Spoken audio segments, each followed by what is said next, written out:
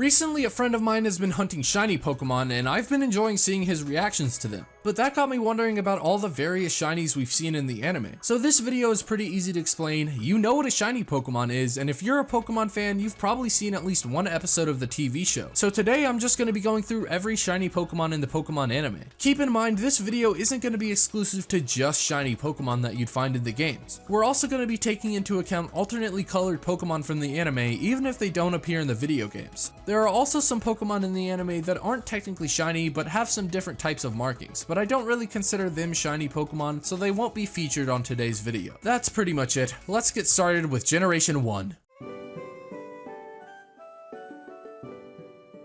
The very first alternately colored Pokemon in the Pokemon anime doesn't appear in the games, and that's the pink Butterfree from the heartbreaking episode of the Pokemon anime where Ash parts ways with his Butterfree. Ash's Butterfree fell in love and attempted to win the pink Butterfree over with a courtship dance. Despite this, she wasn't impressed and turned him down. Eventually though, she changed her mind when Ash's Butterfree saved her from Team Rocket. A green Weedle appears in the episode The Ultimate Test, where Ash and the gang are in a Pokemon Center accompanied by Todd Snap, who is taking pictures of the Weedle. There were a lot of shiny Pokemon in the Orange Island arc, and they also don't appear in the games, so lightning round style, we'll go through these Pokemon. A Vileplume, Raticate, Butterfree, and several other alternately colored Pokemon appeared at Professor Ivy's lab. The Crystal Onix appeared in the episode of the same name, although its body is made of literal crystal, so it's questionable if this is a shiny or a regional variant. In the Pink is the title of an episode where the heroes go to an island full of pink Pokemon. Every single native Pokemon is pink, including Pokemon like Nidoking, Rhydon, Executor, Dodrio, and many more. The last alternately colored Pokemon in the Orange Islands arc was the mother of Ash's Lapras in episode 113. There was also a special episode of the Pokemon anime where a snowman Snorlax appeared. However, just like the Crystal Onix, it's unclear if this is a shiny or a regional variant. So that's it for Kanto in the Orange Islands arc. Now on to the Johto series.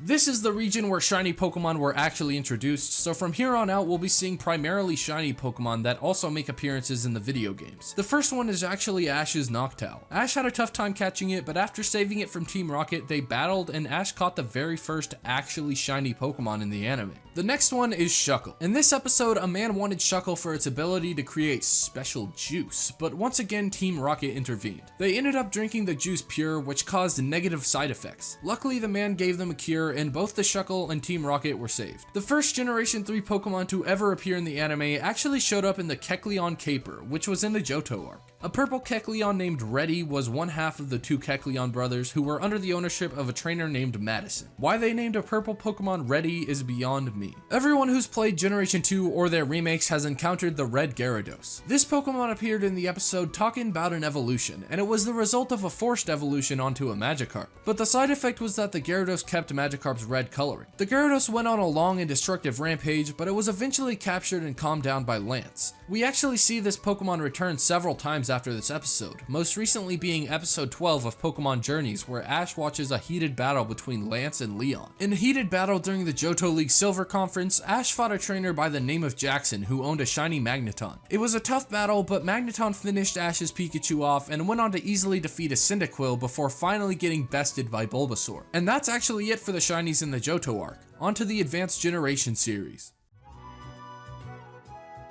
After what was a long shiny hiatus for the anime, Winona used her shiny Swellow in the episode Sky High Gym Battle. It made quick work of Ash's Grovyle, but in a mirror matchup of the ages, Ash's Swellow defeated its shiny counterpart. In the episode Judgment Day, no, wrong Pokemon, a shiny Magikarp appeared entirely in a flashback where a trainer by the name of Jimmy was offered a Charmeleon in return for the Magikarp. During the Donphan mating season, a shiny Donphan appeared in the episode titled Date Expectations. She was the target of a number of male Donphan who all attempted to impress her by using Rollout. With the help of Ash and his friends, she chose an injured Donphan to be her mate. At the dawn of the Silvertown contest, 3 alternatively colored Pokemon appeared. This episode is titled Weekend Warrior, and in a brief shot we see a blue Breloom, a light blue Marill, and a Shroomish with white spots. Normally Deoxys has a purple crystal in its chest, but in the 7th Pokemon movie there are 2, and one of them has a green crystal. A golden Sudowoodo appeared in the episode All That Glitters Is Not Golden. He was changed to the golden color in a science experiment that would make him immune to water type attacks. Unfortunately, the experiment failed, but luckily the effects were eventually reversed. And with that, we finished up the Advanced Generation series. Let's move on to Diamond and Pearl.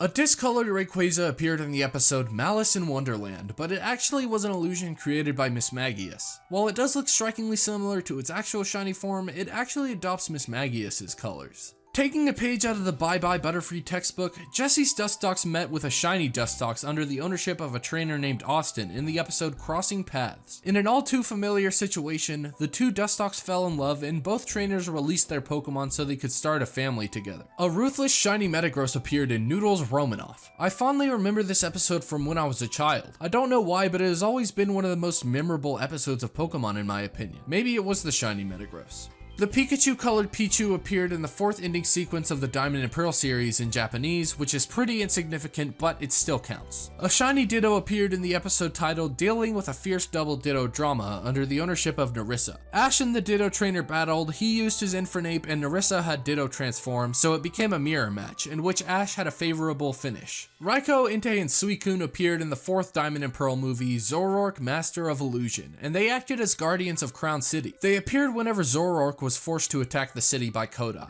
And last but also least for Sinnoh, a shiny Ariados appeared in a spin-off episode of the Diamond and Pearl series. So those were all the Sinnoh shinies, now let's journey to Unova.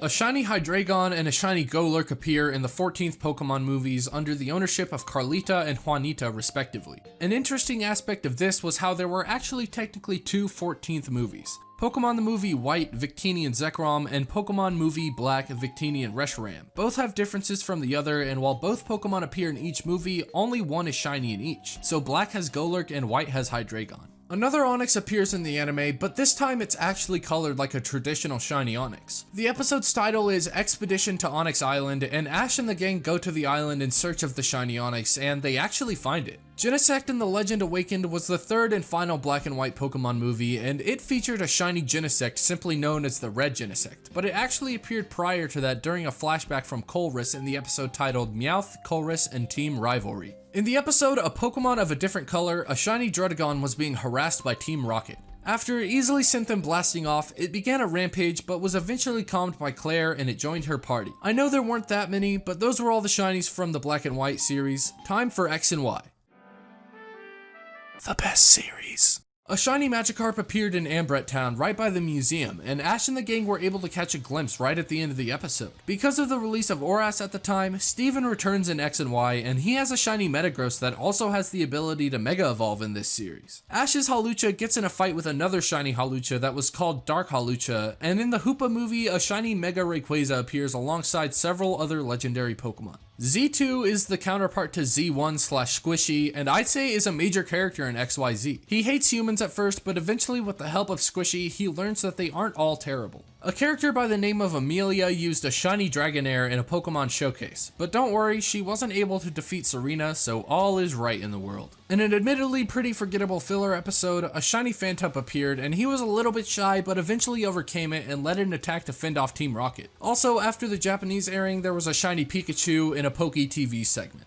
A shiny Mega Gardevoir appeared in the Volcanion movie and is used by the Princess of the Azoth Kingdom, Kimia, while the antagonist of that movie, Alva, used a shiny Mega Gengar. And finally for XYZ, Lysander uses a shiny Mega Gyarados for some reason at the top of the Prism Tower in a battle against Ash and Alon. Next up is Sun and Moon, and we start off strong with a Charjabug used by trainer Horatio in 3 different episodes. In the first episode, his Charjabug lost to Sophocles in a Pokemon race, and in the second episode, he returned on Pony Island, and in this episode, Sophocles' Charjabug evolved. The final appearance by Horatio was in the episode A High-Speed Awakening, and off-screen the shiny Charjabug evolved into a Vikavolt. Shiny Passimian appeared in a banned episode, and I'm not going to get into why it was banned, but in the episode, multiple Passimians appear with different colored markings on their head. Not a shiny, but an alternately colored Marini that evolved into Toxapex had a crush on James's Marini, and they appeared in episode 58 of Sun and Moon. Mimikins is Acerolla's Mimikyu, and it's actually a literal ghost of a Pokemon that died, so it can phase through walls and stuff. While it is a shiny though, part of its disguise is stitched together, and that's obviously not a part of the original design. The next one is a shiny Pikachu named Boss that appeared in the Pikachu Valley under the ownership of Picala. It had this kind of awkward looking pompadour, but other than that, it was pretty normal. Tapu Koko's shiny shiny appeared in what would be two of the more interesting episodes in this series. This Tapu Koko was the Melee Guardian from the Ultra Ruins dimension that got destroyed by Guzzlord. Eventually, with the assistance of the regular Tapu Koko, it helped to return Ash and Pikachu to their world, and without it they would have been stuck there, so we definitely have a lot to thank him for. 10 episodes later, Ash caught Meltan, who has a slightly darker, please don't take this out of context, hexagonal nut than the others. This is because Team Rocket used it in their car for a short time. Afterwards, Lily discovers the Magearna left behind by her father, and I can't really tell the difference, but it's apparently shiny. This Magearna is extremely crucial to finding Mon, and as of the end of Sun and Moon, Lily, Gladion, and Lusamine are off searching for him with Magearna's help. The last shiny Pokemon to appear in the Sun and Moon series are two Guzzlords that attacked the Manalo Conference along with a regular Guzzlord after Ash was crowned the champion. Luckily, the Alola gang was able to send all three of them back through the Ultra Wormholes and save the region. And last but not least, we have Pokemon Journeys. Now keep in mind, this series is obviously ongoing, so more shiny Pokemon are likely to appear in this series. But that being said, the first alternately colored Pokemon in this show is actually Ash's Gengar, who has a lighter purple color as opposed to the dark purple that usually is associated with this species. One of the more interesting filler characters in this series was a shiny hunter who doesn't have an English dub name yet, but his Japanese name is Karabari. This person found a shiny Psyduck as his first Pokemon, and from that day onward decided he would complete the Pokedex with nothing but shiny Pokemon. So far, he doesn't have much, but it was shown that he also has a shiny Onix, Swinub, Slackoth, and Bagon registered so far. Also, it technically hasn't appeared yet, but we know from trailers and such that in the upcoming Pokemon movie, there will be a shiny Celebi. And there you have it. That's all of the shiny Pokemon in the Pokemon anime as of now. I hope I was able to inform you on all of these. This video took a while to research, write, and edit, so if you enjoyed, definitely give this video a like. Also, subscribe so you don't miss my next video. Leave a comment telling me about your favorite shiny Pokemon in the anime, and with all of that out of the way, my name is Shiny Zoroark, and I bid you adieu.